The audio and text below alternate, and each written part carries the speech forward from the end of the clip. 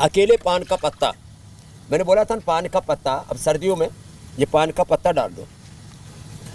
पान के पत्ते के साथ इसमें थोड़ी सी हल्दी, अदरक, ऐसे छोटे छोटे टुकड़े, ये मैंने पूज्य आचार्य बालकृष्ण जी से सीखा, उनकी भी थोड़ी कफ प्रकृति है, तो ये थोड़ा अदरक और थोड़ी सी हल्दी, हल्दी कम डालना नहीं तो थोड़ा स्वाद थोड़ा अलग सा हो जाता है। थोड़ी तुलसी के पत्ते डाल देना, इसमें 1-2 इलायची, थोड़ी सी सौंफ, थोड़ी सी लौंग, थोड़ी काली मिर्च, ये सब डाल करके और इस पानी को बिना छाने इस पानी को अब थर्मस में भर के रख लेना और दिन भर ये पानी पीते रहना।